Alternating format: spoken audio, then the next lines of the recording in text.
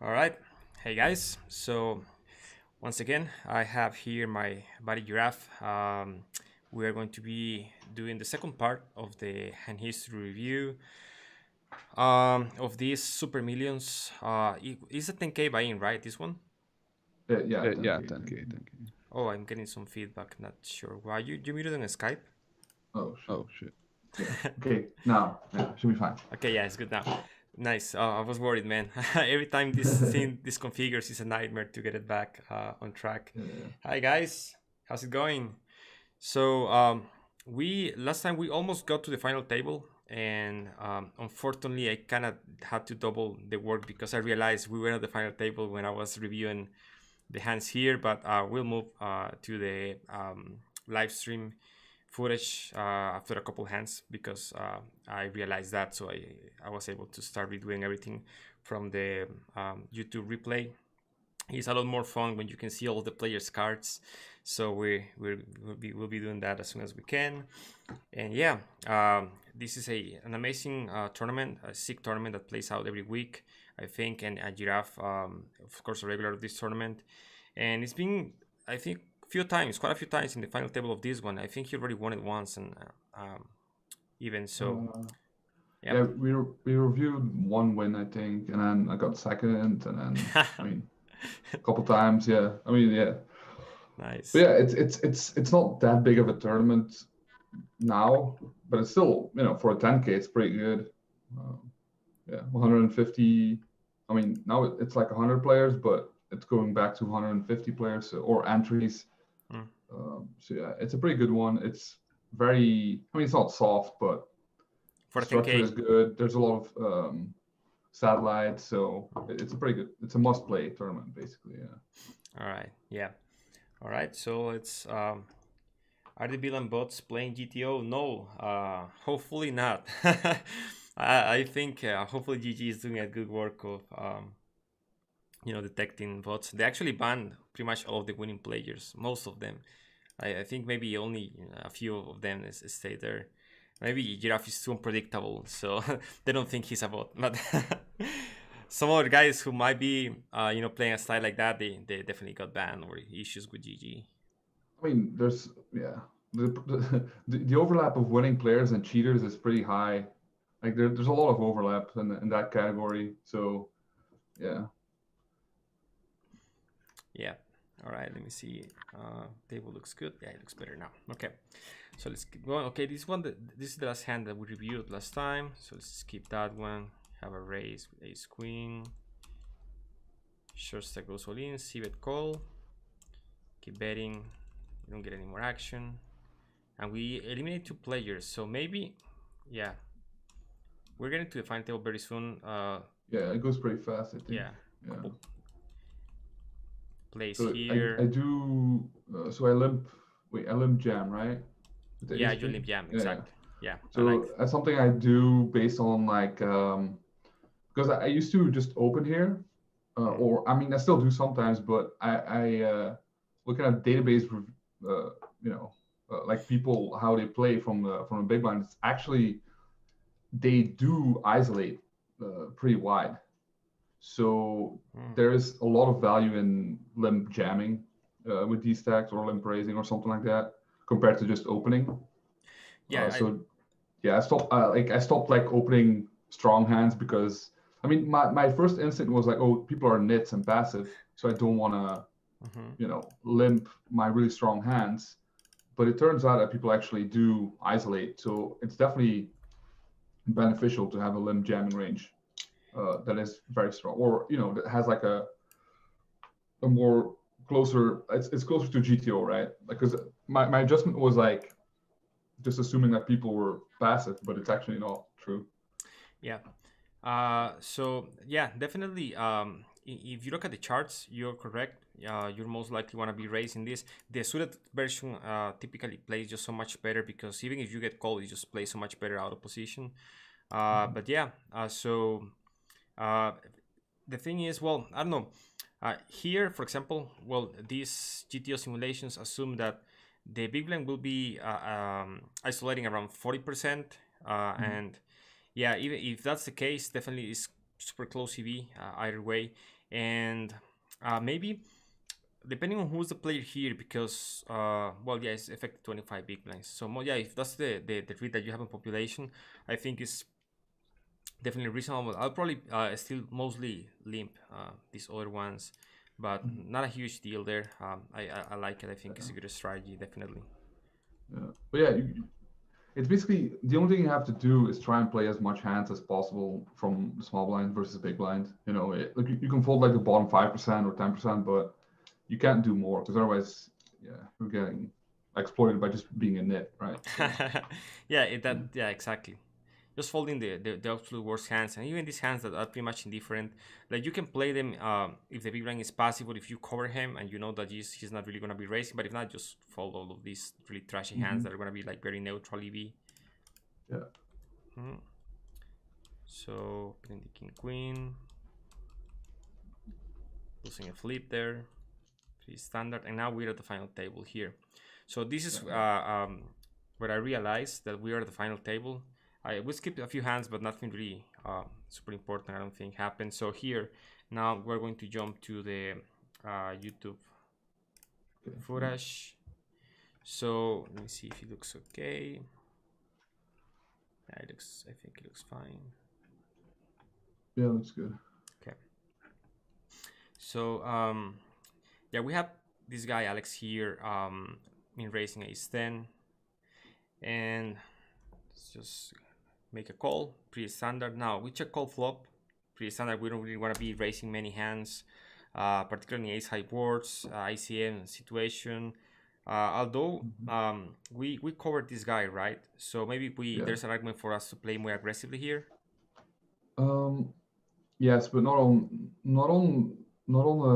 ace high boards and in general, because like his range is kind of polarized anyway, and it has a lot of aces, right? Like his bluffing range is basically ace X. So that's kind of a problem with these kind of boards. And also, I think in general in ICM, you don't necessarily need to deny as much equity on the flop, and it's more like polarization on the river is more important because he can't really bluff catch. So you have to base your strategy more around like putting a lot of pressure on in spots where he can't bluff catch. Well, if I just raise the flop, like he's never supposed to fold an ace, and that's basically his entire range, you know. So yeah, definitely agree with that. Yeah, ace high boards is not something that you want to be messing around too much. So like well, exploitatively in a normal situation, yes, because people just there's two things, like people see bet 100% on ace high boards, and the other thing is like if you raise, they're like what, and they just fold, you know, a lot. pocket tens or whatever, you know, like even if they have like somewhat of a reasonable hand, they just fold.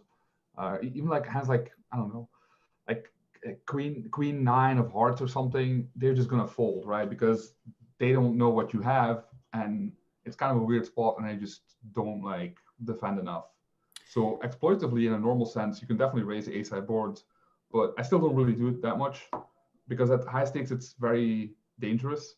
Because if you don't rep a lot, people don't fold. So you have to be very careful if you rep like very narrow ranges, because it's also you have to be balanced if you rep a small part of like the game tree, or if you split your range and it's like, you know, total of 30 combos and you're not balanced, then you're fucked, right? Like it's super easy to exploit you in that part of the game tree. So at high stakes, you always have to be careful. But if you like, this guy is not a good player, but he's not the guy that overfolds, right? So I'm not putting like I'm not starting to raise here against him. Okay, yeah, it's so different how the thought process goes when you're playing live to online. I just remember a hand that was playing the 10K wins in Las Vegas couple months ago. Yeah, maybe no, like a month ago, no, a few weeks ago. Yeah. So I open aces, big blind calls. I mean, like on the button, I think. Yeah, even button or cutoff, and big blind calls. The flop comes ace queen X with a flush draw. He checks and I bet 1/3. He goes into a deep tank and then turns up a queen and folds. Really? Like the flop is ace queen X with a flush draw, and he just I bet 1/3. folds, yeah. And he goes into a tank, check folds, second pair. And you're in the button. Yeah. That's the thing. live it really doesn't matter. Like nothing matters, man. You just just check back and start like talking to the guy. You know, Exactly. try Yeah. try Yeah. Maybe try pull a and get him to Negreanu punt it thing there. off. Exactly. Uh, yeah, How? Oh my God. yeah. Yeah. So crazy how different things can be. You know, live 10K and But an I online think that's 10K. why like a lot of like good players, when they actually have like a strong hand, they just bet big, because like sizing doesn't really matter that much live, because like people, first of all, it's harder to count the chips, whatever. And then the other thing is like where they have either they have a pair or they don't, either they're gonna call or not. So it almost doesn't matter if you bet 1/3 or like 80%. So if you have Yeah. a good hand, just start blasting, you know. Yeah. Uh, I I think think I definitely think that's that's something that yeah. good players do a lot. Just like, well, I have a good hand, just start betting a lot because they know they're gonna get called if the guy has a hand. Yeah, exactly. And then you can just keep blasting at it. I was so mad, like I even recall the hand. I still get mad. Like, Uh, come on, uh, really? All right. So, yeah, yeah. No, something really interesting here is that he checks back the turn on a I think I mean blank. he doesn't know, but it's actually a good check in my opinion, Mm-hmm. because I can jam this turn, and with ace ten he's in a very tough spot. If he bets like half pot here, and Mm-hmm. I just jam, because I have a lot of two pair combos, right? I also have like uh you know Combo draws now. straight flush draws Yeah. now. I mean like straight and a flush draw here. So like there's a lot of hands that really suck for him if I jam here. So I understand why he checks. I think it's a good check, especially in ICM. You have to be careful. This way it's hard for him to go broke here unless I Mm-hmm. just rip it, which I don't think I do. I don't know what I did actually. I forgot.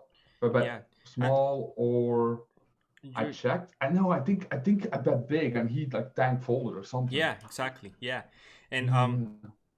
you were just check calling the turn. I'm guessing, right? Again, I'm not check jamming this one. I don't think. Or are you check No, jamming? no, no. I'm No. never check jamming, but Okay. he doesn't know that. Yeah. No, Then. because I know he's gonna check back ace ten, so I'm not check jamming the turn because like Mhm. his batting range on the turn is super strong, right? So like it's only against like players who are gonna be bluffing a lot, like or at least some of the time that I'm gonna start jamming here, because I have good equity and he's gonna fold a lot. But here, I don't think he's folding a lot if he bets the turn, so I'm not jamming, right? So even if he bets big, I'd probably just fold because I would have to open jam the river, because if I Mhm. get there again, I'm not gonna get paid Mhm. because it's one of the obvious draws that gets there. So I rather like I rather call like I don't know 10-9 or something, and try and get there that way, because then he can still you know try and bet on the river.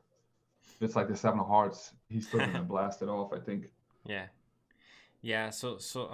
Yeah, he was writing this one. Bet size is good. I like it, and yeah, he just makes a good fold, I guess, on the river. I mean, Um. for me, like the problem here is, so once he checks back the turn, I just think he has value a lot of the time because of his overall range. Like he's not opening that much pre-flop, so the only hand that makes sense that is nothing is like King Queen or maybe King Ten or something like that. I think like small pairs just don't get opened. So I mean, he could have like sixes or nines. So I'm basically trying to get him to call it like a jack or an ace here. So that's why I kind of go big, because I Mhm. think he's gonna fold anything except an ace, and then he still folds an ace. So it's kind of he kind of owned me there. But I kind of like my sizing, yeah, because I'm targeting pretty strong hands here. Yeah, and also if you check, like if you check and he bets, he's not really calling a raise, and it's so difficult for him to Yeah. have a hand that can call a check raise on the river, and also a Mhm. lot of his range really wants to just check back now that the board gets this is scary and just get to show it on. So definitely liking your lead here. I have some questions. Says 10-10 is a pure raise, then Jack Jack is a tiny portion of calling. Not sure what that question was aimed for. Nice high pairs. Yes, higher pairs have a higher portion of racing. I reckon that aren't many bots at this level. The sites are watching closely. Yep. If you play close to GTO, they ask you to play a session with a webcam while they watch. Oh, okay, I didn't know that. Okay. Yes, Bert Stevens, Girafganger is the hero. All right. Yes. All right. Keep on going. So the next one, let me see, what is the next timestamp? 5914.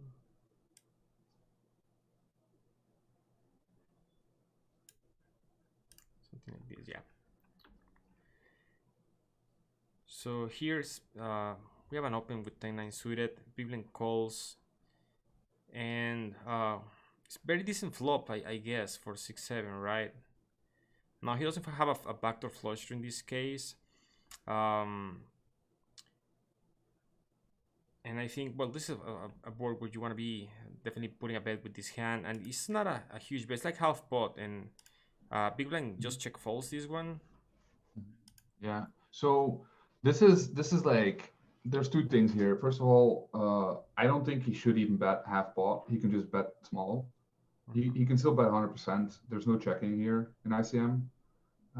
He can just go bet, and the guy has to fold, two pair and shit like that. So it's I don't know why he bets half pot. I think he doesn't plan on like barreling off, but I don't know. Maybe he is. He just wants to put a lot of pressure on him. But I don't really use the half pot ever.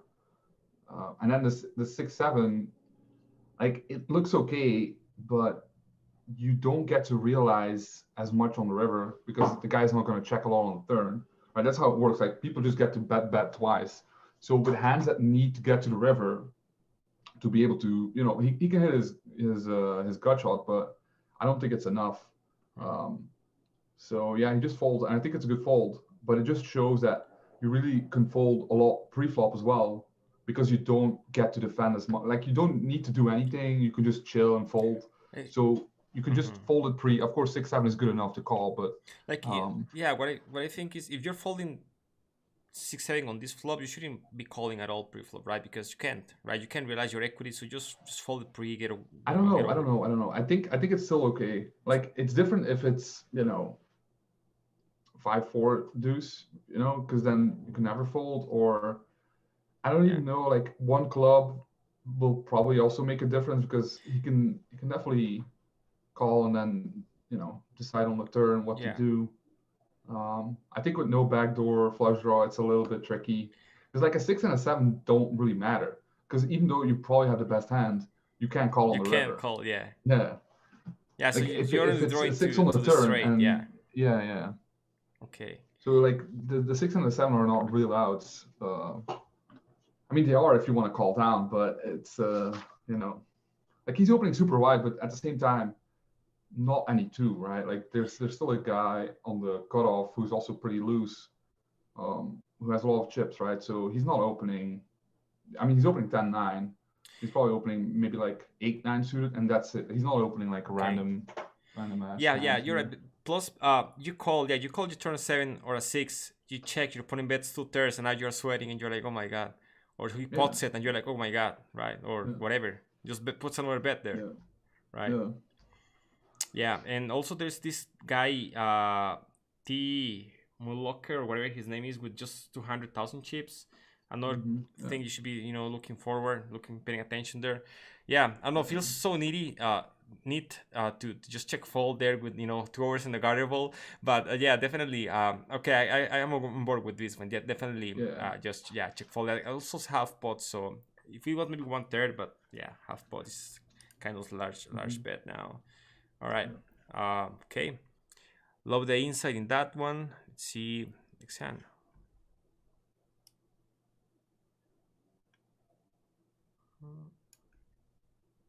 I think it's the very next hand. Yeah. 4 is a good fold. Ace Jack standard open. Judd Trump, who is I think an American, goes all in. Yeah. Yeah, now this guy Enrico, he's the chip leader. Goes into a deep tank. I think it's a fold. Yeah, it feels to me like it's enough chips where you don't really have to call Ace Jack here. It feels kind of weak because he is opening very high percentage of hands here, but he still doesn't have to call, right? Like nobody, I mean, especially not him. He's not exploiting him at all, right? If the small blind like, well, I mean, with his stack, he can't really jam that much anyway. But like from this position, he's not like Judd is not supposed to jam wide here at all. So you still can just overfold here. Definitely don't have to call ace jack. So yeah, I think he's gonna fold, right? Yeah, he goes into really deep tank. Like, this is 2x speed, and he's just, Yeah, I would snap fold. I would snap Yeah, fold exactly. right now. Yeah. Yeah, I Yeah, don't think he's tanking a lot, I think, these kind of spots. Yeah, he ends up Oh, making he calls. Yeah, Okay. yeah, it's pretty Yeah. bad, I think. Yeah, I think it's bad, yeah. It's definitely minus. He's losing money for sure. Of course, there's one thing, like, it doesn't really hurt his stack that much. So it's not like a disaster. Like, it's not an ICM disaster or anything. It's just like, it's not, you don't have to call there. Like, you don't make any money.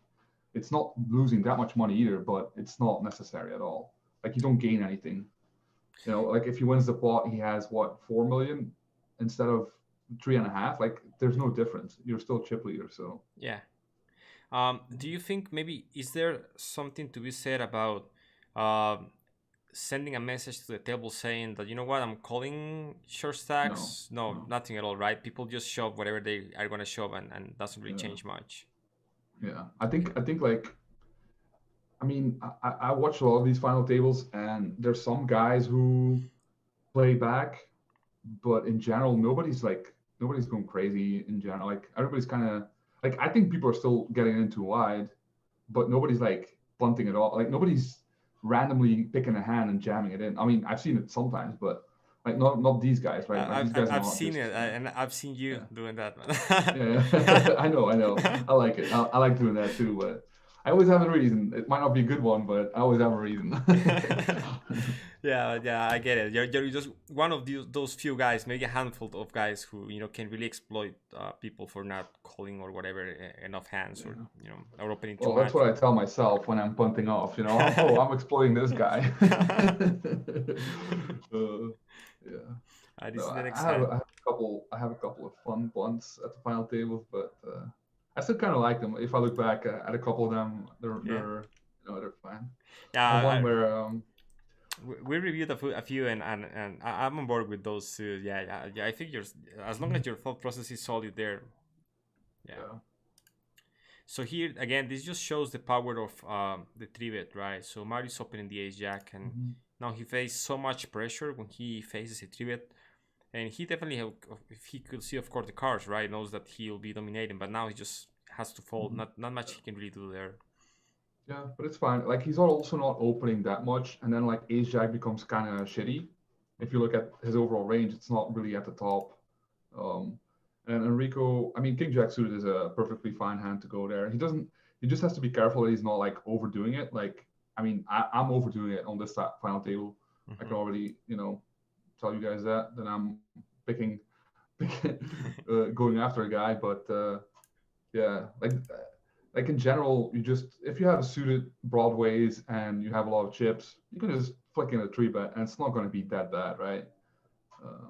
So as long as you know that the guy is still opening some hands that he can fold, because some people just always have it, and then there's no point 3-betting, right? Like they're just so tight that when they put chips in the pot, it's just over. Like whatever you have, like even if you have the best blockers, even if you have probably good enough hand to get it in, if it's the bottom, just fold it. Like there's no point in like flipping against the 5% range. Like even if you have like man. I wish I knew this like a few years ago. Like I know. Me too, man. Me too. Like man, I punted so many tournaments in the final table, knowing that the guy was so freaking tight. I was like, but I have like a good blocker hand or whatever. I'm going with it. Or oh my god, I could be flipping. No, you're never flipping, man. They always have aces or kings only. I mean, like, yeah. Even when they don't just have aces or kings, like they just don't have any folds. And with a lot of your hands, like you need them to have folds, because otherwise it's just it's just jacks plus ace king. That's it, right? That's the range. If they don't fold it, that's the range basically. So yeah, you just have to just have to find that strength, to just fold every hand. Yeah. Against some guys, you just have to do it. Painful, man, but yeah, it's Mhm. exactly what it is, right? So this one, I don't know what this guy is doing. Just feeling very shitty hand here from this stack. Uh, Yeah, I think personally it's bad. He's a very good player though, but I think it's not like Queen 10 maybe. So it's not like a big mistake, right? Like if Queen 10 is close, then mhm. Queen 9 is probably also close, right? But I still think Yeah. especially with a stack, it doesn't really you really under realize a lot there, in my Yeah, opinion. especially looking at this guy with 150k, like, Yeah, yeah, yeah. what are you hoping to do with Queen 9 from the big blind, right? Now this Mhm, guy yeah. limps with Ace Yeah, 9 I all. mean, I don't know. he's a special guy. He plays heads up very well, so I think he's a very good player. But at the same time, he does this stuff, and uh, it's weird, right? Like, because I know for a fact there is no limping Yeah. in GTO, so why is he limping, right? Like, what is the point of limping here? Like, it's not even a good hand. Yeah, Like, it's not even a good hand to yeah, do it. yeah, it's a bad hand to do it with. Like, it's like I understand if it's like I don't know, Tank 9 ace five suited, suited or Jack something. 10 It's like suited. yeah, Yeah. something suited. Yeah, a small pair or suited shit. To like not get to try and set mine or flop like a straight flush draw against like the big stack. But like now it's like ace nine. What is the? I don't get it. I really don't understand. So he either has like bad sims, which a lot of guys have, I think, A lot of where they guys just have bad teams. Yeah. yeah they run something and they put in the wrong things and then they end up like limping or 3.5xing or whatever, like some weird shit. Like I see pads go like 2.5 now opening on final tables and I'm like, this is bad. Like I know this is not, you're not supposed to do this, so why is he doing it? And I can only think of one thing, and it's like bad, bad input in like a sim or Oh something. yeah, most Because definitely. yeah, You because I don't understand. Like I just don't you'd understand. be amazed at how easy it is to fuck up a Monker Solver simulation and get faulty Yeah, results. yeah, Like yeah. I've run so many of them, and it's crazy how easy it is to just fuck them up very Yeah, hard. yeah. And If you don't allow like enough raise sizes on or donk, if you don't allow a donk on the turn or something, or on the river, or you don't have like two different sizes on the turn versus a min donk or something like that, like it's always gonna like the solver is always gonna pick like the 10% donk if you don't give the other guy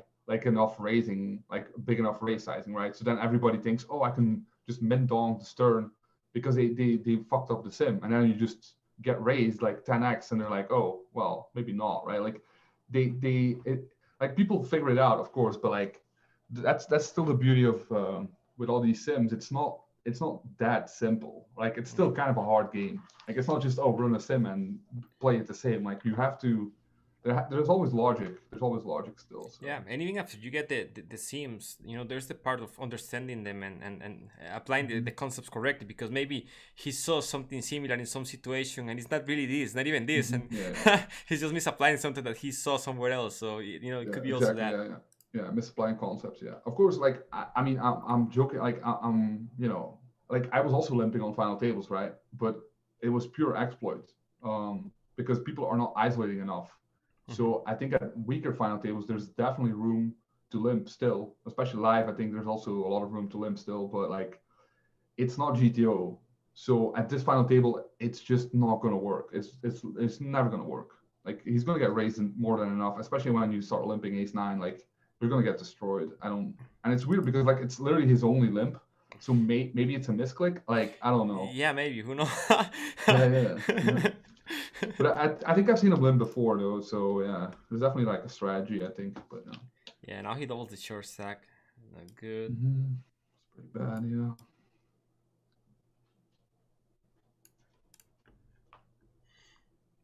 All right, this one. So Pascal now opens the a6 suited. You defend the queen 10, which seems pretty standard to me. Now on this flop, Yeah, I typically, just folded, I think. yeah, Yeah. typically I'll be looking to putting a check raise against very small bet size here with this hand. It feels like a really good hand Yeah. to put in the check raise. Yeah. So Again, like this is ICM, man. Like I yeah, don't think I'm supposed to raise a single hand here. Okay. Um, because I don't Okay. have king 3 offsuit, and I don't even think I have king 8 offsuit almost. Like king 8 is also a Yeah. shit hand to call Yeah. versus King another eight. gun. Yeah. So if I don't have the two pairs, then it becomes like very tricky to start check raising flops if you only check raise like threes and eights and king 8 suited. It's kind of thin, you know. So that's why I didn't do it. And then I think about like, okay, calling might be okay here because you know he might. But the problem with this board is like he's gonna bet the turn 100% of the time.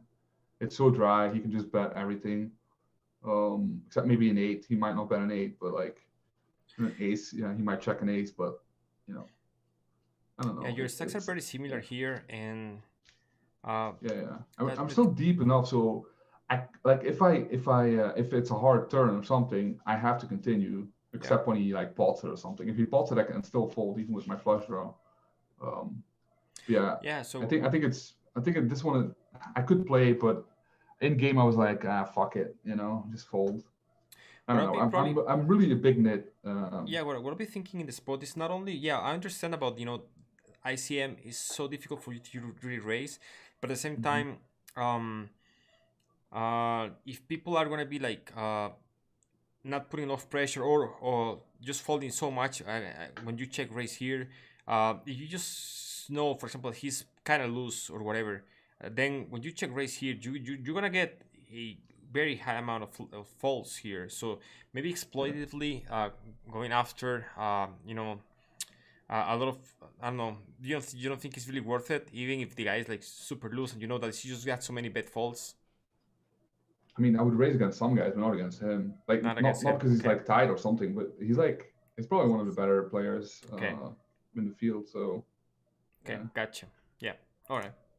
But I think like even calling would be okay for my Yeah, position. bed's so small. It's It's very just the bed's yeah so small. I feel like, oh my yeah god, don't I don't really want to fold the hand, but yeah. I totally understand. I'm really a nit. I'm really a nit. I mean, it works out, But it but works you out, know, man. Yeah. yeah. All right. Well, See. like I'm a nit in certain spots, man. I mean, I don't know. Like I think like because I know I looked at the Sims and like even if it's plus EV, it's very rarely like a lot. And then if you think about like future game when there's like a lot of short stacks or shorter stacks than me, like I feel like everything becomes so close to just folding. Like if it's plus, you know, 1 point no 0.02% of the price pool or whatever uh, plus dollar EV, if you put it in a future game, I mean, like it takes a long time and it's kind of useless to do it because you don't really like every spot is so different that you can't really learn anything. So, but it just shows that in a lot of spots, like you just start playing even tighter, you know. So yeah, you just Yeah, man. Maybe, because I look at spots like that, man, and I feel like I can really help myself because I look at it and like, man, it's such a great spot. Like I know it is GPV wise, and ICM. I know that maybe I shouldn't, but it looks so juicy, and I still just can't help myself in a lot of those spots. So maybe yeah, there's something for me to start just being even tighter because you actually I understand deep down that you have to be an it in some of these spots, but I mhm. kind of can't help myself. I Yeah, don't know. I know, Yeah, I like understand. um for example, okay, I'm actually going to take the opportunity to ask for your opinion on this hand, right? So playing the day two of the 5K, the Venetian, it was a World Poker Tour tournament. So I don't know if I already said this hand, but whatever. So there is this crazy guy on my left. Like he is just he has a shit ton of chips and he's just running bluffs, up and down. Like yeah, in one hand he opened queen two off middle position and just blasted off in a crazy retarded bluff. So now I have pocket tens, right? And I open button. He peels from the small blind, big blind peels, and the flop comes queen ten, uh, queen 10 5, two spades, both check. I see it. What do you have? Pocket tens. Okay. Yeah, flop a set. So they both check. I see it. Like 40% pot. And I'm sitting on like 40 big blinds, right? Hmm. 35 big blinds maybe. Yeah, 35 big blinds. He check calls. The crazy guy on the small blind check calls. Uh, big blind folds. Turn is the 8 of spades. Now here, if I was some massive need like Allen Cunningham or somebody like that, I would probably just check back turn, you know. But So the flush gets there. Flush gets there. Yeah. And the Jack 9 also gets there. Yeah. So what you do is you use 33 on the turn sizing. Yeah, Just super exactly. small. Yeah. I did that exactly, right? Because I don't think I want to be checking back sets here, right? So just even though it's day 2, we're like maybe 3 hours, 4 hours away from the money, so it's not like ICM's so heavy right now, right? It's of course it's different because it's against small blind and not big blind. Yeah. So he has like a lot more like in his overall, but like you said, like he's just a monkey, right? So he could have like random ass hands too. Exactly. Like he's still not folding a queen, and then he's also not folding, you know, like a spade with a gut shot or something like that. Yeah. Like he's still calling like so all I of can these still hands. get so much value, right? I want to triple this hand. And if he just calls, now I want to like put it on the rear or something like that if everything breaks, or maybe I make a full house and colors and whatever, right? I mean, so river is really depending on what the run out is, because like you have to be careful not to go too deep. Like, especially against those guys. So I was sitting on something like 110k, and I bet 1/3 pot, and which was like I don't know 15k, and he check raised to 40k. So men click it. Yeah, I make it 15, and he makes it like 40 or 45, like almost 3x. Yeah. I mean, my rule is when they raise the turn, I fold everything. So I would just fold. Like even against a crazy guy, it's just they always have it, you know. And if he doesn't have it, he has like what is it, ace 9 with the ace of spades or something like that, right? That he's not folding if you rip it, and he's he might bluff you off a hand on the river. Well, you're probably not folding. I mean, you could fold, I guess, but yeah, it's just that. Like if you think about his range, like calling from the small blind, it's most likely a suited hand. Yeah. Right.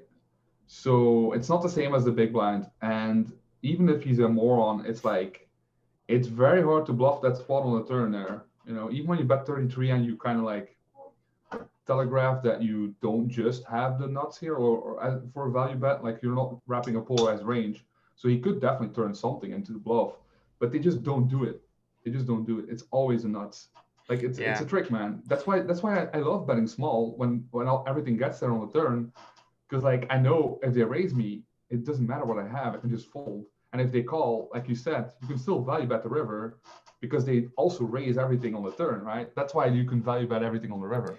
Exactly. So yeah, I think you called or what? I fucked up. Yeah. What happened on the river? He just puts it in, and I couldn't help myself. I call it off, and he of course has the ace high flush. Yeah. I mean, they have it. Like even the crazy guys, if they bluff, it's always flop or river, man.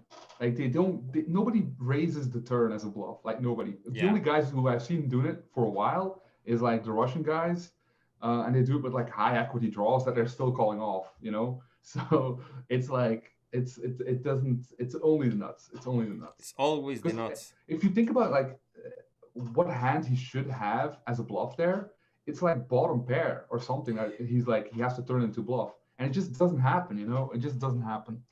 Should have bet fold. Yeah, should have just bet fold. Yeah, I suck. Yeah. I know it's hard though. I really know. I know it's hard when you actually have a hand there. Exactly. Because you bet everything. I was like, man, finally I flop a set against the monkey. I'm gonna get it right.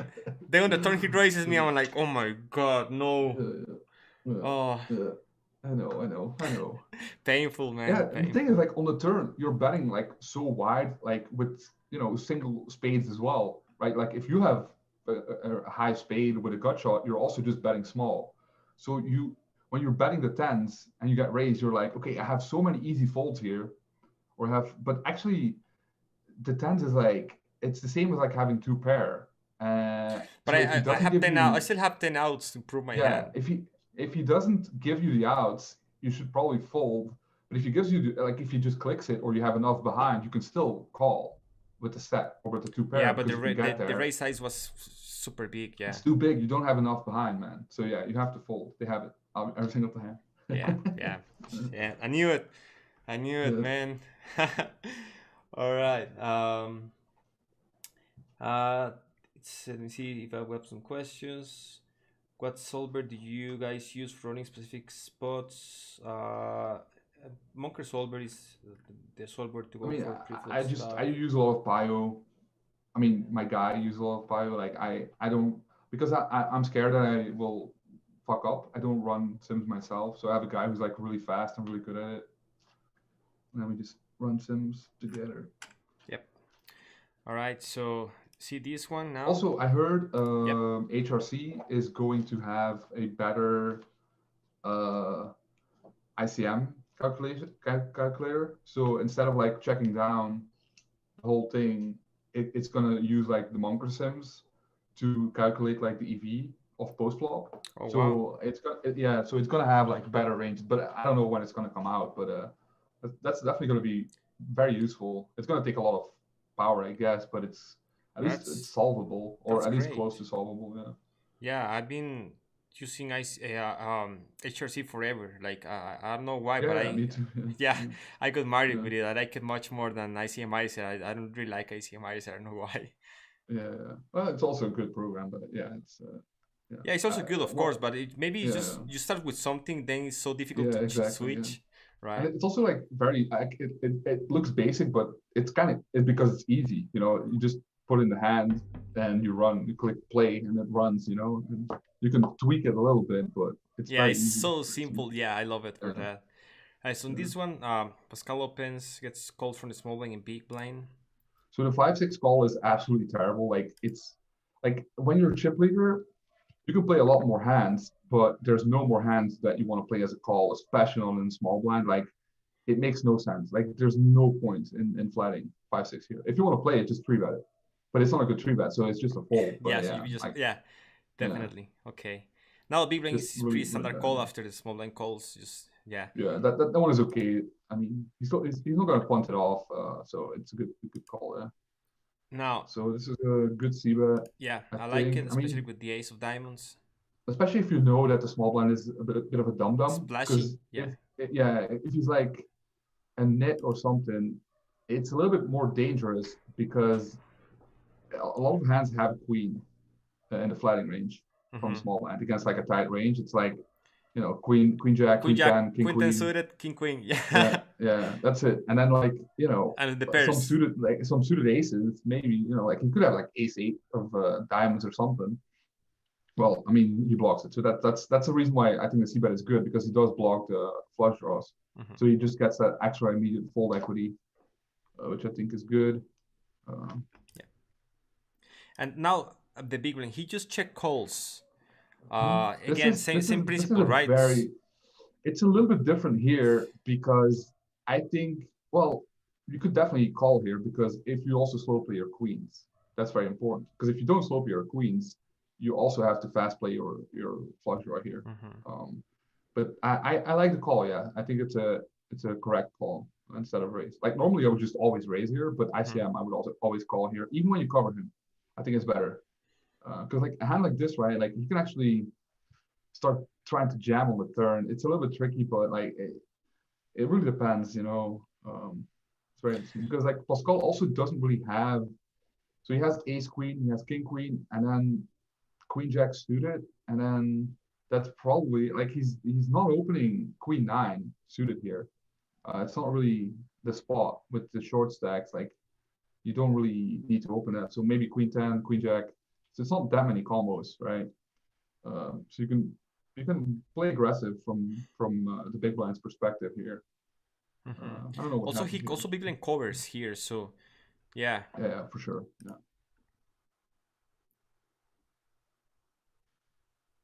So let's see, because this is a very interesting spot Yeah. because of the like the small blind being in the pot. It really changes the whole Yeah. hand. So Yeah. yeah. So he continues bluffing here. Um, I mean, I think it's not necessarily.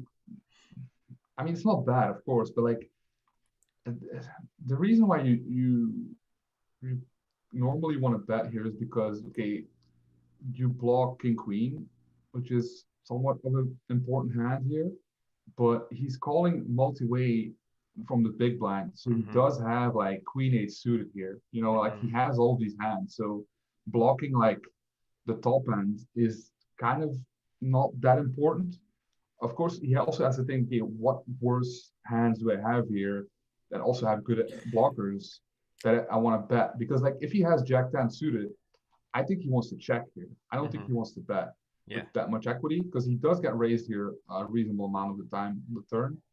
Um, and with this hand, it doesn't matter, right? Because if you get raised, you have ace high, right? So it doesn't really matter. It's a it's an interesting one. I think, yeah. See, and this is why I think Judd should consider jamming here because if he calls and he doesn't get there, he's fucked. He can't do anything, you know. And I think like if he thinks about like all of the combos that he has here, getting to the turn, uh, it's a lot of queens and it's a lot of like good flush draws, Yeah. and that range can jam, right? Like that's a good range to jam because like if he has like a ace four or spades here or something, like it's just an easy fold. He doesn't have to consider anything, and Yeah. then everything better is like okay, it has reasonable equity. You have full equity, presumably. I mean, against him, you definitely have full equity because it's a good player. So you should just jam it. Yeah, something else maybe you uh, that you can read in the bet size here is that this bet size suggests a merge range that includes a lot of pocket pairs and maybe hands like this one that are betting now, maybe shutting down the river, right? I think. Wait, the thing with like ICM is you can use smaller sizes in general. So even when you have a polarized range, I think like half pot does make some sense. Maybe not exactly this spot though. I agree. Like Yeah, I think this is spot. If you he have should ace queen use or king bigger. queen or queen jack, I think you wanna bet at least two thirds and then jam the river. Yeah, You wanna cooler another queen. You just wanna have some value protection from flush draws. So for I don't know. For me, it will make more sense to but bet. here's Mhm. here's the other thing. I think Pascal puts Judd on a flush draw 100% of the time.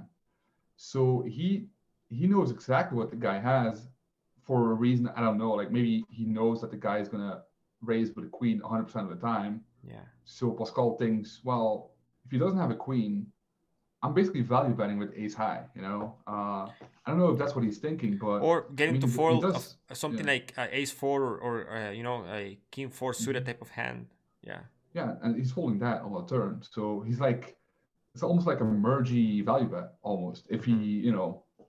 I don't know if that's what he's thinking. I don't know. Yeah. He's just probably just betting because like maybe some of his queens raise on the flop at least. So you can just try and make him fold everything here, kind of thing. I don't know. And he still call with king ten, which of course is a good call, but it's very tricky. It's a very interesting hand. Super tricky Very spot. tricky. Yeah.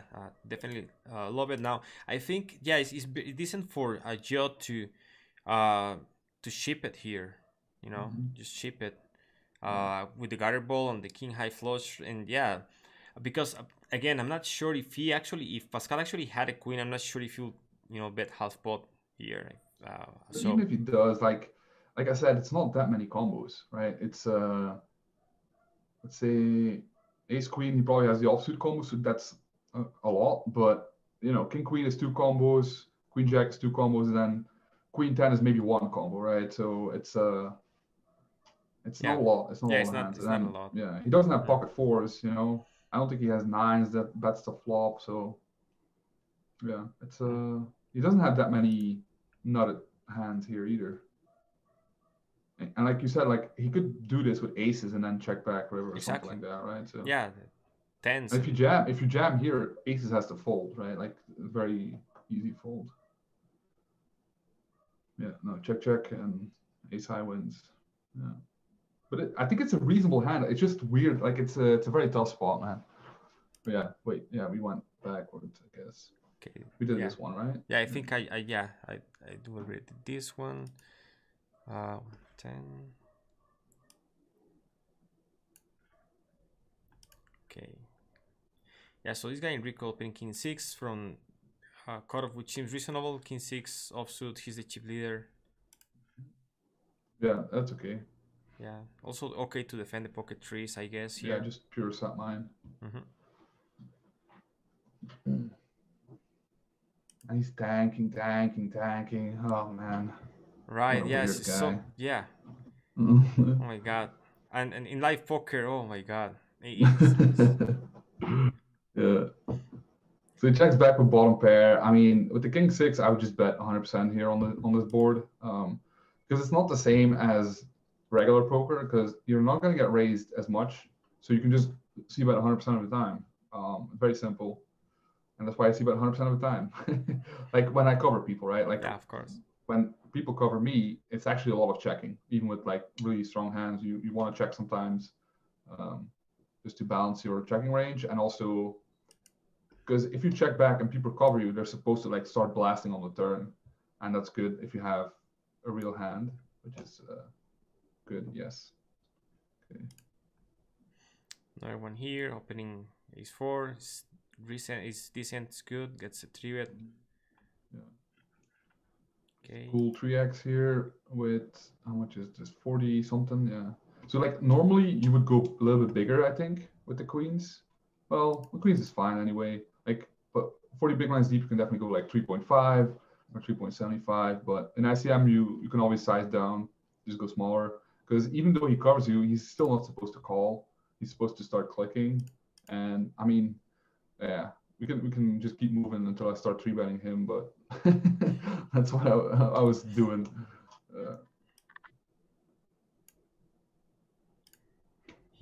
There he goes again with pocket fours now.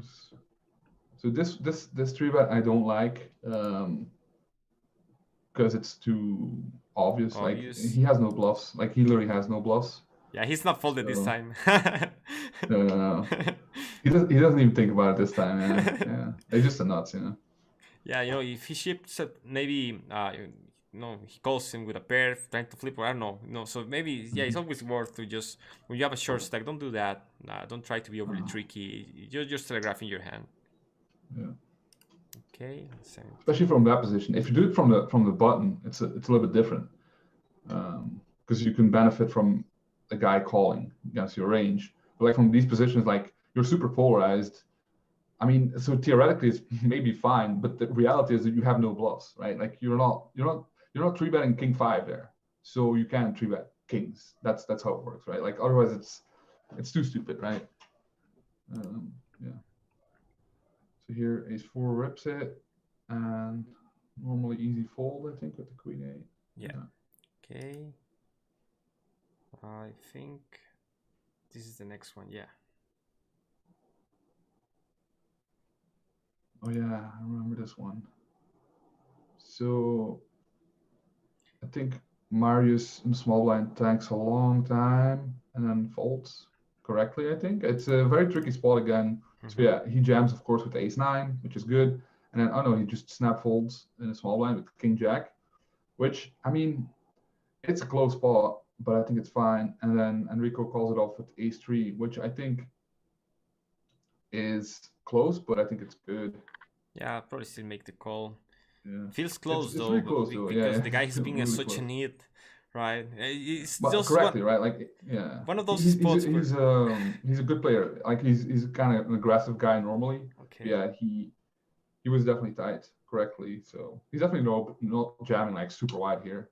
Exactly. So ace 3 is definitely very close, but because it's still 12 big blinds, right? It's not. Yeah. It's not like 9 big blinds. Like, it's still 12. If you dominate your opponent, you're not a huge favorite either, right? If you win like against King Queen, you're not a huge favorite. It's usually like kind of flipping still, so yeah, that's the problem. Yeah. Okay, next one on 19.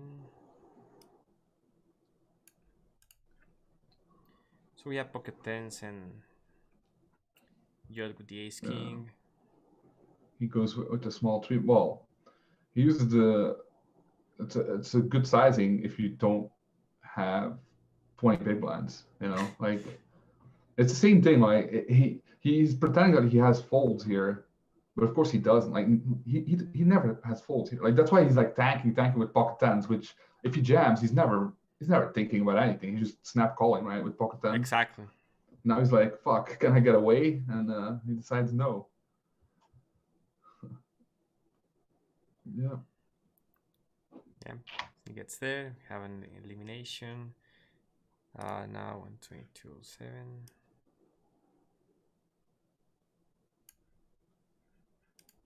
All right, so this one, Enrico just calls. He peels. He calls with the queen jack again in a spot where a 3-bet just solves matters immediately pre-flop. We've discussed this several times before. Yeah, yeah. He can use 2.5x 3-bet here. Yeah. Because Molinari is not supposed to call. I mean, with ace deuce, it's almost like a clear 4-bet theoretically, but he's also not doing that, so he's just folding. I think so. That's why like queen jack is a good one to 3-bet. Because if you got 4-bet, you can just fold, like, because you don't have to worry about people over bluffing or whatever. Like they might bluff you sometimes, but they're not gonna bluff you all the time. So They not might enough really at exploit least. you. Yeah. Yeah. Well, not yet. Not in the 4-bet spots. it might happen soon, but not yet. Now it's interesting because it checks through, right? Mm-hmm. And now he bets the river suddenly. Mm-hmm. You'll think that if he was going to bluff at some point, he would have bluffed already. So I don't know. I mean, it's the same thing, man. Like in ICM, no. In ICM, it makes a lot of sense to try and get to the river and then polarize a little bit more on the river, because you don't want to open yourself up to getting raised even on these ace high boards, because he's still calling from middle position, right? So with his exact hand, it definitely makes sense. And then in ICM world, you definitely, if people cover you, you just want to start checking. Whatever you have, just start checking. I definitely love that. Yeah, checking twice with the ace deuce there, I think is really good. Definitely. Yeah, and then the river, I mean, the sizing, you can maybe go smaller, but I think theoretically it's good to use bigger sizing there for sure, like 2/3 or even bigger. Okay, bottom peels 9-8 suited It's here. bad. I think it's bad, but yeah, it works out. Works out, yeah. Like also he covers again, just 3-bet. If you know that this guy is opening so many hands, just 3-bet the guy pre-flop already, right? Yeah. Because like the thing is also like you don't want to trap here. Like you don't really want to, I mean you could flat eight. Like aces it never matters. Like whatever you do is fine. But like kings you don't want to flat here. You just want to 3-bet and put a lot of pressure. Even this deep, like kings is good enough to get it in, and queens is like, because you don't really get 4-bet anyway. So I know it's tricky playing the queens against a 4-bet, but everything else is kind of easy. So he goes for the min 3-bet here. I think it's okay. It looks a little bit weird, but But he should make it a little bit. It should make it a little bit bigger. But yeah, Marius knows that like there's no bluffs, so he just folds his ace 10 to min 3-bet, right? So he should never fold in a real world situation, because like he even gets if he sees the kings, he has the equity to call, but the problem is he doesn't, like, he can't see the hand and he doesn't realize, because like he doesn't realize the equity, because if the flop is ace high in this spot, it's still shit with ace 10. So like ace 10 is kind of an easy fold. It looks weird, but it's really, and I say I'm like, you just don't want to call 3-bets. Very simple. I'm definitely on board. With the folding against the min 3-bet, like, come on, what is he really going to do that you are up, winning? Like he's not going to take ace 5 suited and do that. Not really. The trick is like to start clicking it back, 4-betting, min 4-betting. But that's not going to happen soon. But it's going to happen. I want to start seeing that, man. It's gonna be a lot of fun. That's gonna be fun. Back to 2009. yeah, it's gonna happen. It has to happen. It's GTO. In my opinion, it's GTO. If the solvers start like picking up and you include like min 3-bets and then min 4-bets, exactly, everybody's gonna start minning it. Just clicking buttons. Okay, I mean this is a jam with ace. Yeah, I mean it's whatever. Like this is. He's so shallow. Yeah, it's effectively should be a jam. Just always. Well, but the thing here is like, okay, so if he does this and two people behind gets to fold, right? So. Yeah, but against one player, you always call him. Yeah.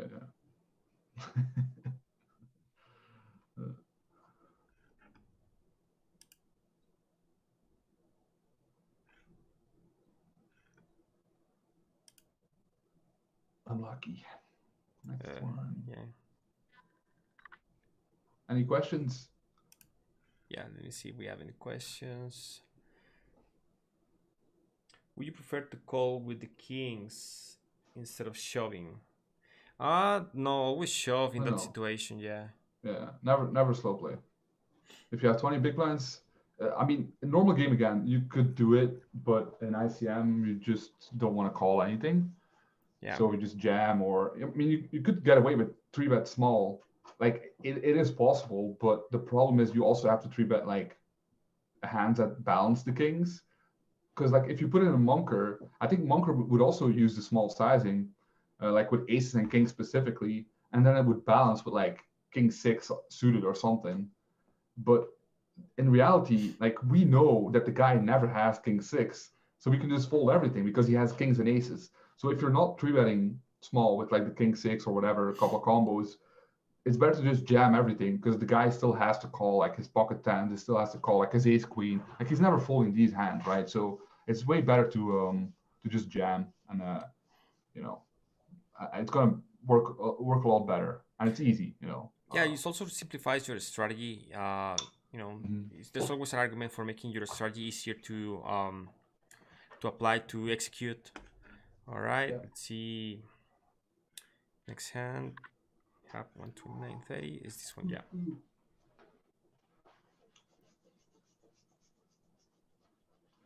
So we keep going with the button peels. This guy's going back and forth doing that. Yeah. I mean, yeah, same thing. So he checks, which is good with the ace queen. Let's see what he does. So half pot again. I don't like it. I think it's either with these stacks you could use bigger sizing here, but it has to be bigger than half pot. Like I don't. There's not really any use of the half pot. I think it's just like just use small or big here. I would just use small, of course, with a six. Like I don't know why you want to make him fold a couple more combos when I don't know. Like it's a weird one to use half pot. Okay, so Um, he turns his hand into bluff with the ace queen. He uses a weird sizing. Weird sizing. Yeah. Maybe he's trying to So represent a jack. I don't know, rip a jack. I don't think it makes any sense. I think you should just go big sizing and wrap a king always. Like I don't think he's betting a jack here. So if he has king queen, he wants to go bigger, in my opinion. Mm-hmm. But yeah, he probably is exploiting, and it's just like, well, I just want to make him fold like nines or something like that. Exactly. Trying to rip. Yeah. Mm. Ripping a jack. He gets called by the six, which is not good. I mean, it's just complete. I mean, Yeah. yeah, I On the mean, flop yeah, with the ace of hearts, I would have probably like to put a bet myself. yeah. I think you could definitely start by betting because the stacks are so deep and Yeah. like it's very hard to get all the money in anyway. So when you have like the backdoor nut draw, you kind of want to start blasting. Mm-hmm. I just because like okay, even if he covers you a little bit, it doesn't really matter because like if you get it all in or something, Mm-hmm. well, he covers him too. So yeah, I would even like consider check raising and just rep like super polar Mm-hmm. and like sixes and king jack here, um, and then use this combo because it's kind of like Yeah. a fun combo to use. Yeah. Check Like raising this is one, and also then like maybe ace ten of spades, shit like that. yeah also a great option like betting or check raising, but check calling with the ace of hearts. I don't know. Feels I like you think could have it's done I more. think it's good because like it's normally it's good because like ace high is good here because the guy is a dum dum, so he could have like 5-4 suited here, and Yeah. you Well. know you can never check fold, right? So that's not an option. And then betting is good because like you get that immediate, making him fold with all his dum dum hands, but you can also get value from like check calling or check raising. You get that extra bet in. Um, and then on the river, I mean, I think he should go bigger sizing, but I mean, he should still fold a six, right? Like it's just so stupid. Like I don't understand what he's doing. But it's probably like misapplying concept or something. I don't know. It's of course here it's like super deep stack, so I think theoretically there is some flatting here from the button, but I still don't think it's 6-5. Like it's just a stupid hand. Yeah. Yeah, no, yeah, definitely he misplayed the hand somewhere because yeah, Mhm. either Yeah. betting bigger here on the river or check raising flop or something else could have easily won the hand. Yeah, somehow. Okay, so let's see next one. By the way, I just remembered that I want to say hi to Ray who emailed me thanking me for the webinars here with Giraffe said something like, we helped him realize how much there is to learn in poker, and so. Well, there's a lot to learn. I've been actually playing, like I've been starting to play a lot because I want to win a bracelet. So I'm like, okay, let's try and get good. Like not live, of course, it's just online. I'm not gonna go to Vegas, fucking crazy shit. But Who knows? no, yeah, one day.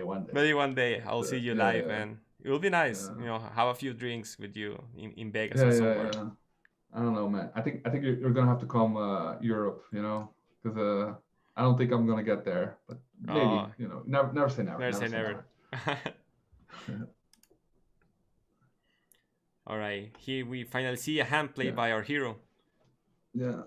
So this is like, I mean, this is the first one of, I don't know. I think I went 3 or 4 or 5 times against him, because like, well, maybe not five, like three times in a row or something like that, where I three bet and I have nothing, because like I know he's kind of opening too wide, and I know he knows that he shouldn't call three bets, and I know he doesn't four bet, so I can just three bet. Of course, there's still three people behind, so you need to have like a blocker. But I think an ace is good enough.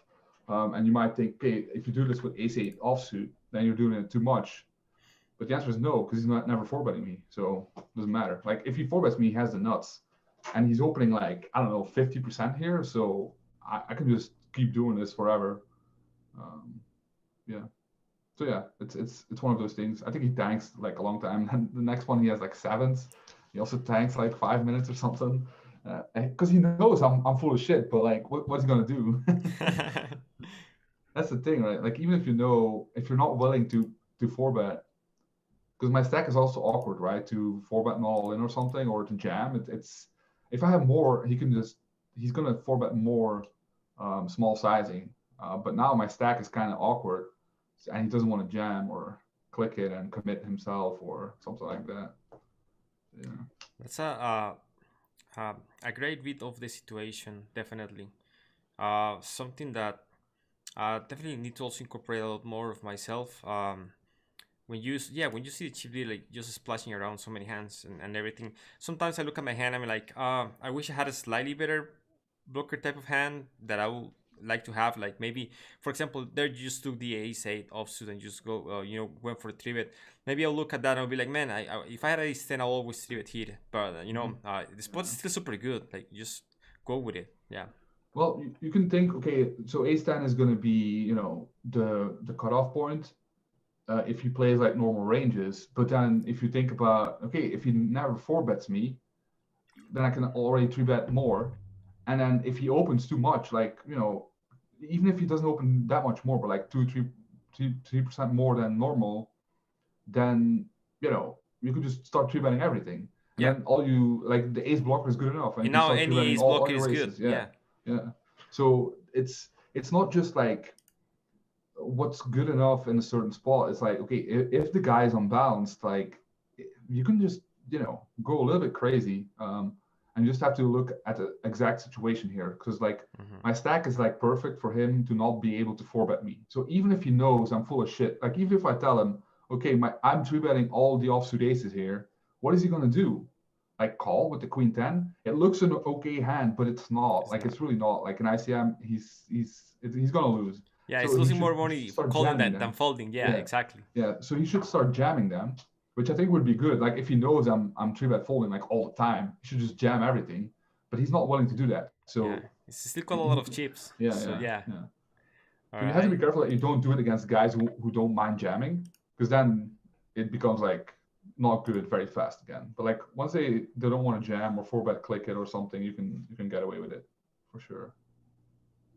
So another thing I'm more and more sure of is like people play too wide when they have the chip lead. Like I was playing too wide, for sure. Like especially when there's like two stacks that also are short, they still like if you just fold and they still bust like very high amount of the time, and then you just also win that money from laddering.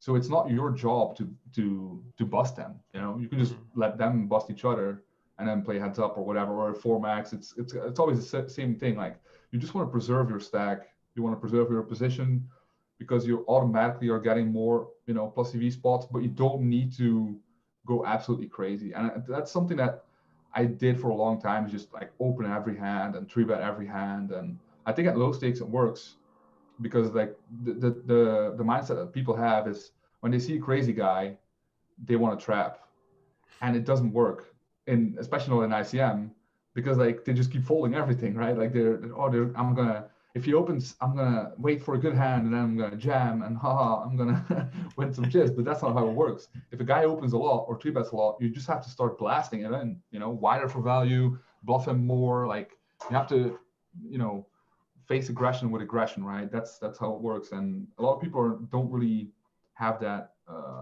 thing down. Like they don't understand. Like they just want to, Yeah, trap like you. I remember back in the day before I started studying GTO and all of this. I remember I was like super aggro, or at least Yeah. way more than I'm now. Now, after I've studied GTO so much, it got to a point where I started to play super passively, and I noticed myself taking super passive lines that I wasn't I shouldn't be taking that much, and then recently, like maybe year ago or year and a half, I started to increase my aggression back again.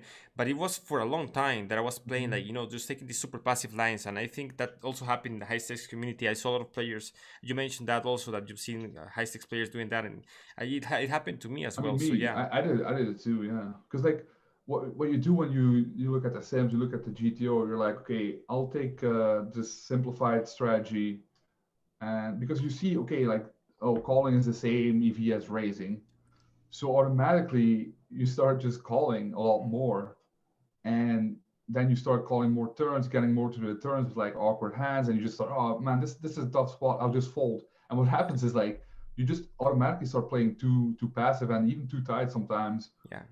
and it just doesn't work. And it's the same thing like you said, like if you look at the high rollers, like the live high rollers, 25Ks, 50Ks, it's almost embarrassing. Like at a certain point, they were just min raising from the button against big blind, and then just checking down like king high, because oh yeah, low frequency play, king high has some value, and then it's like what? And then every hand is like the same, so just like one street or whatever. It's like super passive. And if you look at the Sims, it's like GTO is crazy, right? GTO is like, oh, let's overbet the turn with one overcard and a gut shot. Of course, if you look at MTTs, there's not that much overbetting anymore. It was pretty hip for a while, but the EV is kind of the same, whether you like Yeah. 75 it or 80% it or overbet it. And so it's kind of like easier to play to just use big sizing. But yeah, like it's very important that you don't play too passive and not too tight. Like I think tight is right, but don't play too passive. Yeah, you don't want to play too passive, because otherwise you just get run over, You and get run you're just over. waiting for hands, and it just doesn't work. Yeah, you get to the turn with too many hands, then you end up folding because you're in a weird spot, or you get to the river again with so many hands, and now you have to even start increasing your river aggression somehow to make up for the fact that you didn't play aggressively before. So yeah, those are the worst situations to be in, definitely. Right, let me see this one. So we have bullets on the big lane. Time to double up or triple up or something crazy. So you also see the cutoff open folds pocket trees, which I think is good. Yeah. But yeah, like some people might open there, and it's not good. It's not gonna work out. You just want to fold. Like I think sixes is good, fives is whatever. Like the small pairs really are bad, and ICM. Oh yeah, even without ICM, I don't think Yeah. it's an open from there. Now small blind limps and you raise and he just unfortunately Folds. folds, Yeah. so no action with the aces. And see next hand 137. So is this one? No, it's not this one. It's the next one. Yeah. So Jack 8. Okay, so he covers him, so you can definitely play it. It's close, but it's whatever. I think it works out enough of the time. So let's see. Should see bet small, yes. Call, yes. But you have to be careful, man. Like even two pair, like a second pair. Like normally it's a snap call, right? Because the guy's opening wide. But like here, he's not opening wide. Like he doesn't have like I don't know. He doesn't have like the offsuit broadways and shit like that too much. He doesn't have like even like 7-8 suited. He's not opening these hands, so the jack becomes like a lot worse if you think about it. I'm not saying he should fold, but I'm just saying like Yeah, it's not an automatic call actually. In my especially, opinion. yeah, Yeah. what we mentioned before, that most of the bluffing range includes an ace. So when the ace flops, is Yeah. yeah, Yeah. Exactly. Okay. Let's see what he does. So with the ace ten, he could check here. I think it's definitely a good option. The other one is like betting 1/3, I think, or half pot. I don't think you want to go super big here. I mean, if you go big, you can not fold, I think. But yeah, you have to go with it, definitely with the flush yeah, draw. But so I think you should be so he bet betting like small or 55 or something. checking. Just checking I works I, li- well. I really like checking in this spot in his shoes here. I really do, because like Yeah, you still have the option to like rip it in on the river. If he puts chips in the pot, you can just rip it if you get there, and if you don't, it's kind of an okay call, like because he doesn't really have like ace king, ace queen, so it really depends on what he's trying to rep. And you can just call it off with an ace here. yeah. Um, Also, big blind might definitely overbluff on diamonds on the river, so it and, works. and the other one is like, what are you getting called by? Yeah, Like there's not that much hands that you know. yeah. You Yeah, like because like he's supposed to three bet not all in with like some of the bottom aces, and and then also with like ace king, maybe not ace queen, but like ace king. So he doesn't really have like a lot of like ace eight, ace nine. Okay, he has those of course, but like if you think yeah, about ace four, he and might three bet it pre-flop. unless you So make a flush, it's difficult to get three streets of value from ace 10, right? well, So yeah, I think he's gonna check anyway on the river. Yeah. exactly. So better check here and maybe try to extract the value on the river. Yeah, Yeah. Yeah. I agree. He and does gets a get the fold. fold, which is good, but yeah. Yeah, and I think this is the last one that I had marked for today. Yeah, we're like halfway the video, so we can finish it up next Yeah. time. All right, let me see. Yeah, there's some questions. Giraffe in the main event will be Mossy TV. Yeah, man, it will be fun to see you playing. Yeah, I I know, don't I know. know. Maybe he will be so bored and just walk away from the table or. Hey man, when the cameras are on me, I'll put on a show, man. I'll put on a show. No, no, I'll definitely pay for to see Giraffe playing live poker, man.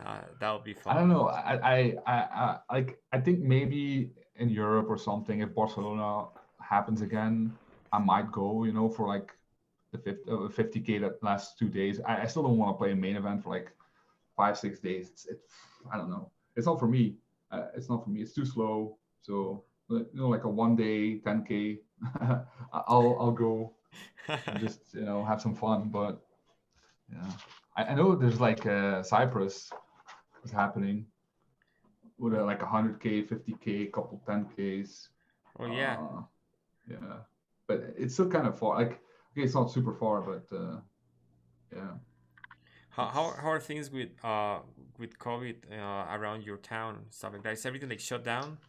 no, it always opens back up, and now it's like getting worse again. So it's probably gonna close down again. Yeah, it's like the Yeah, same as like it's everything yeah, everywhere same, yeah, else. same, yeah. But Yeah, it's stupid, right? Like they okay, like whatever, mask, no mask. I don't like at this point. I don't give a shit anymore. But like when they shut down, but all the kids still go to school, and they're like pretending, oh, they don't get COVID. Like they all get COVID. They just don't. Their mortality rate is very low, but they still pass it on to everybody else. So like it never stops. It's never going away. Like China doesn't have any fucking COVID anymore. They just shut everything down for like 3 months, and now it's gone. And now they check everybody who comes in. yeah. So like, and they have like 1.5 billion people, and now we're here like all like fucking around forever. Like it's never gonna go away. Even with it's so stupid, man. I don't know. Yeah. I Whatever. I just don't came want from to. Vegas and nobody was using Yeah. masks at all. Like everything, everybody was like just like if nothing happened. And now Hmm. they're implementing masks again starting this month. So Yeah. it's But yeah, crazy. there's no point. Like they all act like, oh, if it goes down, like it's gonna keep going down. But not if everybody starts like like spitting in each other's face, like it's gonna go back up, you know, like I don't understand the logic, you know, like either you try and make it go away completely, right? Like you make sure that nobody who um, is in the transmittable phase or something is outside, which in America is completely impossible because like they would like riots. Like you Yeah. can't tell people to stay home Yeah, even you when can. they're like a They hazard to tried, everybody they tried, else. but Yeah, that it didn't doesn't work. work. Yeah. So yeah, like masks is okay, I guess it works a little bit, but like if you sit inside for like 8 hours straight, it doesn't matter if you wear a mask or not. Like you're gonna get it. So yeah, I don't know, whatever. But yeah, I think it's gonna get worse again fast, and then it's probably gonna get better again because like a lot of people are vaccinated now, so Yeah, at least there's the vaccine. Yeah, yeah, so yeah. Like hopefully at things least improve. like less and less people are gonna die, so that's good. That's good. Yeah, Yeah. but people are still gonna get it. So, yeah. Uh, it says, Michael, are you going to play the main event? Yes, I'm definitely going to play the main event this year. Still figuring out because man, I have so many responsibilities. Like I'm writing a second book. It's gonna be Oh, released. nice. Yeah, hopefully it's gonna be released for next WSOP, but I have to deliver it by the end of this year. Well, I shouldn't mention this. I don't think it's gonna. Maybe it's not like top secret, but yeah. So I'm No, no, you working. just put some extra more pressure on yourself Yeah. now that you told everybody. So But I'm that's working on good. that. Also, on the process of starting an academy in Spanish as well. So I don't really have that much time. I wish I could go and grind the full Vegas schedule again, but I don't think I'll be able to. But definitely the main. I'm playing definitely the main. Yeah. All right. And yep. See you in Vegas next time. Thanks. Cheers, guys. It was a lot of fun, and we Yeah. are gonna wrap up this one next time. See you. Bye bye. Bye bye.